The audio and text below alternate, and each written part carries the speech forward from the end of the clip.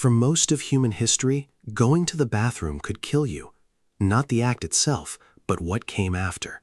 A splinter in exactly the wrong place, an infection that quietly festered for weeks with no explanation, a stone still cold from the desert night, already used by strangers whose names you'd never know. Somewhere right now, a museum keeps a 2,000-year-old sponge tied to a stick, and serious historians will tell you, without exaggeration, that it may be one of the most unsettling everyday objects ever recovered from the ancient world. What was it for? Who used it last? And why did human civilization spend thousands of years, through empires, plagues, and revolutions, avoiding the one invention that feels to us so obvious it barely needs explaining? I'm Adrian Vale, and I've spent years chasing the stories hiding inside the objects nobody thinks twice about. Toothbrushes, light switches, heating, the things so ordinary that we forget somewhere had to invent them, and that before they existed, daily life was stranger and far more uncomfortable than we can easily picture. This time, the object is one you touched this morning without a single thought, and the story behind it is darker, stranger, and more revealing about human stubbornness than almost anything else in this channel's history. Let's go back. Not decades, millennia. In ancient Rome, public latrines weren't private at all. They were social spaces, long marble benches with rows of keyhole-shaped openings, sometimes 20 citizens sitting shoulder to shoulder, exchanging gossip and politics while conducting business we'd now consider deeply personal. Archaeologists excavating sites like Ephesus and Ostia Antica have found these communal latrines remarkably well preserved, water channels still visible beneath the stone. Because that's the detail that changes everything.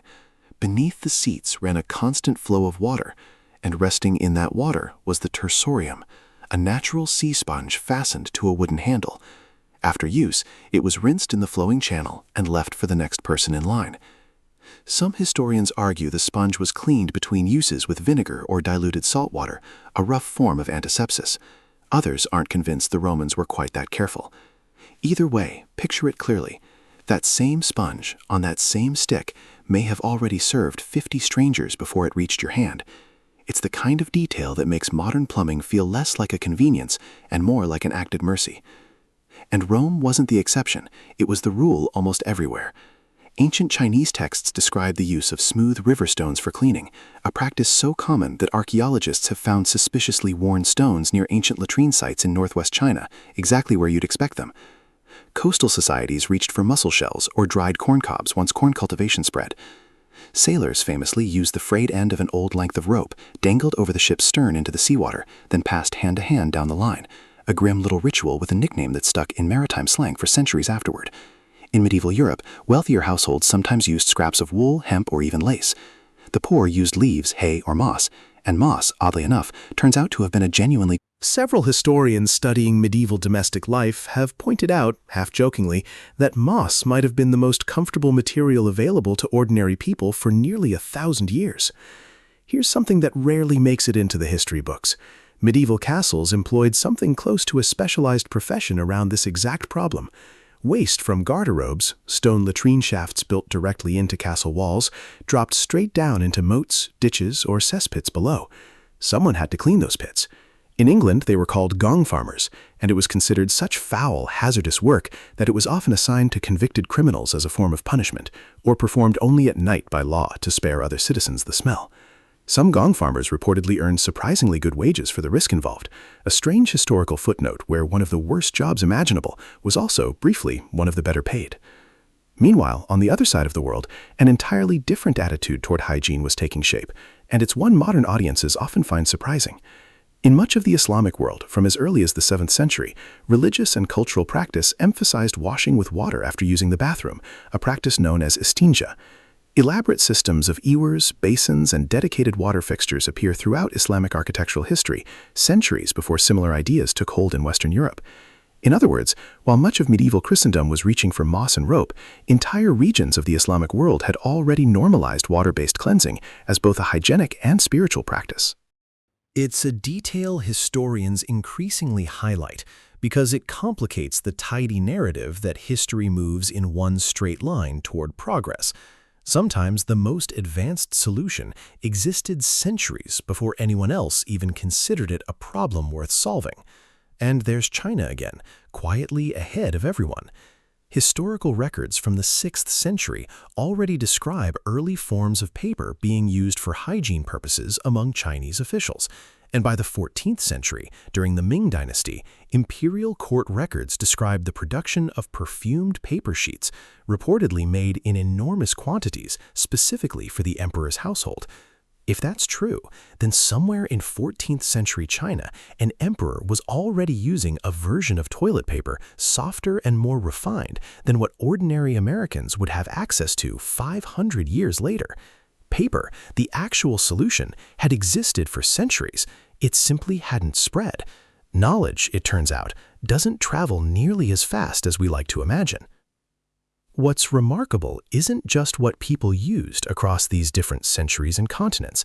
It's how little urgency there was, in most of the world, to change it. For most of history, waste management wasn't treated as a problem crying out for a solution. It was simply life, the same way weather was simply life. Nobody sat awake dreaming of a better way because nobody had reason to believe a better way was even possible. And that's the strange truth sitting underneath this entire story. The most transformative inventions rarely come from pure necessity. They come from someone finally, almost accidentally, asking a question nobody else had thought to ask. Before we go further, if this is the kind of forgotten history that pulls you in, this channel exists entirely for stories like it. Every ordinary object hides a past stranger than fiction, and there's a lot more waiting to be uncovered. So consider staying for the rest of this journey, because it's about to take a genuinely unexpected turn. That turn begins in 1596 in England with a man named John Harington. Harington, godson to Queen Elizabeth I, designed and built one of the first known flushing toilets, which he installed at his own estate and later for the Queen herself at Richmond Palace. He even wrote a satirical pamphlet about his invention, half technical manual, half comedy. And yet, almost nobody adopted it. There was no city-wide sewer system capable of supporting it, no plumbing infrastructure, and frankly, no cultural appetite for the idea. Harington's flushing toilet was, essentially, 2 centuries ahead of the infrastructure needed to make it useful. It would take until the 1770s, when Scottish inventor Alexander Cummings patented a significantly improved flush design featuring the S-bend trap, a bend in the pipe that used standing water to block sewer gases from rising back into the home, before flush toilets began their slow crawl toward normal households. And here's a myth worth clearing up directly. The popular idea that a man named Thomas Crapper invented the flush toilet is simply false. Crapper was a real, respected Victorian plumber who helped popularize and manufacture flush toilet fixtures in the late 1800s, but the invention predated him by nearly 2 centuries. He was a brilliant marketer riding a wave someone else had started. By the 1800s, the real crisis wasn't the toilet, it was the city around it. As populations exploded during the Industrial Revolution, cities like London became overwhelmed with human waste, much of it flowing directly into the same rivers people drew drinking water from. In the summer of 1858, the smell rising from the Thames became so unbearable that London newspapers dubbed it the Great Stink, and Parliament, quite literally, considered relocating because the stench made the building unusable. That crisis, disgusting as it was, directly triggered the construction of London's first modern sewer system. Around the same time, physician John Snow was tracing a devastating cholera outbreak in Soho back to a single contaminated water pump, laying the groundwork for the modern understanding that disease spreads through contaminated water and waste, a connection that seems obvious now but had taken humanity thousands of years to prove. It's against that backdrop, cities finally building real sewers, finally connecting hygiene to disease, that the modern toilet paper story actually begins. In 1857, in New York City, a man named Joseph Gayety introduced what's widely credited as the first commercially packaged toilet paper sold in the United States.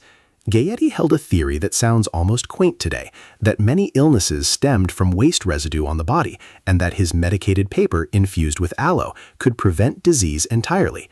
He sold it in packages of 500 loose sheets, and he was so confident in his invention that he had his own name printed on every single sheet, a strange bid for personal immortality through, of all things, bathroom tissue. Almost nobody bought it.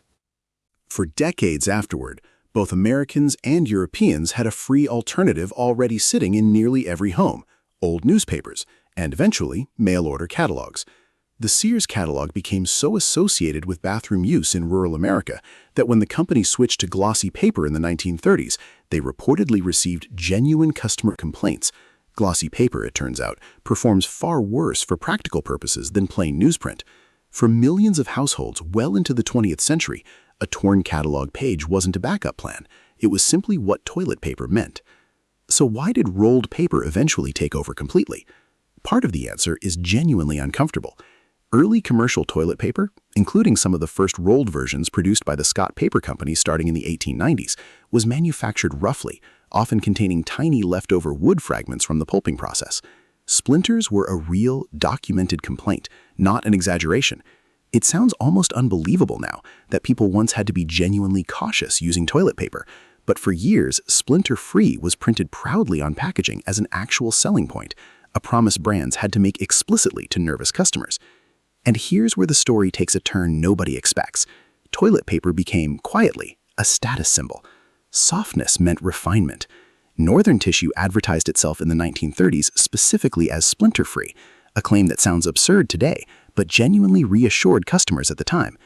There was also, in 1871, a small but oddly consequential patent filed by an American named Seth Wheeler, who invented perforated toilet paper on a roll, the very design almost the entire world still uses today. Wheeler's original patent drawing, historians point out, clearly shows the roll hanging with the loose end coming over the top, not underneath, which means an argument still raging in bathrooms worldwide was quite literally settled by the original inventor over 150 years ago, even though almost nobody realizes it. Personally, I find it astonishing that something this fundamental took so long to standardize, and that even after it existed, comfort itself was treated as a luxury rather than something anyone could simply expect.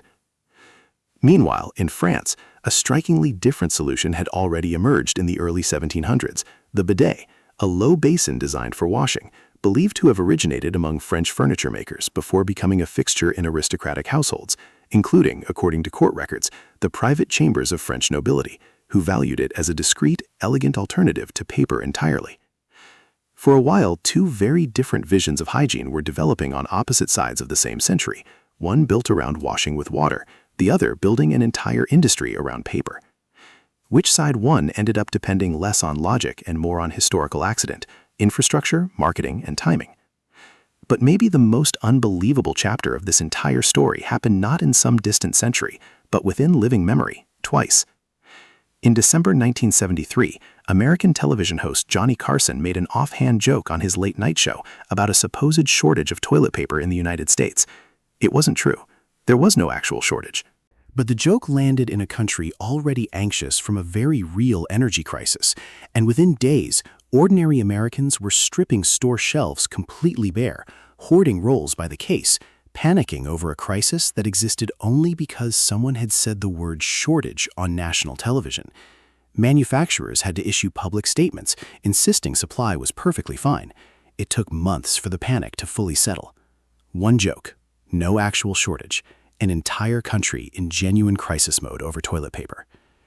If that sounds oddly familiar, it's because almost exactly the same thing happened again nearly 50 years later in early 2020, as a global pandemic triggered a fresh wave of panic buying and empty shelves worldwide, proving that certain human behaviors apparently don't change no matter how far technology advances around them. Historians studying both events have pointed to the same underlying psychology. Toilet paper is bulky, visible, and impossible to substitute quietly, which makes empty shelves feel far more alarming than empty shelves of almost anything else, a strange kind of visual panic trigger built into the product itself. Which brings us to today, and to a genuine, ongoing global divide that most people never consciously think about. In Japan, the modern washlet, a toilet fixture combining heated seating, integrated water cleansing, and even air drying, was popularized starting in 1980 by the company Toto, and today it's installed in a majority of Japanese homes, treated as an entirely ordinary bathroom fixture rather than a luxury. Across much of continental Europe, South America, and the Middle East, standalone bidets remain completely standard. And yet, in the United States, paper still dominates almost entirely, largely because bidets were never widely integrated during the massive plumbing boom of the 20th century, and cultural habit simply calcified around paper instead. Three fundamentally different solutions to the exact same ancient problem, shaped almost entirely by historical accident, infrastructure timing, and marketing, rather than any single correct answer. And there's still a genuine mystery sitting quietly underneath all of this. Because organic materials like leaves, moss, hay, and cloth decompose almost completely over time, archaeologists have remarkably little direct physical evidence of what prehistoric humans, tens of thousands of years before Rome, actually used. We can infer, we can compare against later, better documented cultures, but the honest answer many historians will give you is that we simply don't know, and likely never will with certainty. Sometimes the most ordinary parts of human life leave the faintest trace in the archaeological record, precisely because they were too ordinary to preserve, too disposable to matter to the people using them. What strikes me most after spending real time in this story isn't the object itself, it's the pattern hiding behind it. Something we now consider a basic, unquestionable necessity spent thousands of years as a complete afterthought, ignored by empires and emperors alike, and it only changed because a handful of individuals, sometimes wrong, sometimes strange, sometimes simply better at marketing than medicine, pushed forward on a problem almost nobody else believed was worth solving. History has a remarkable way of reminding us that comfort is never automatic. It has to be argued for, sold, occasionally panic-bought off shelves, and slowly, unevenly built. Before you go, if stories like this one make you look at the ordinary world just a little differently, that's exactly what this channel exists for.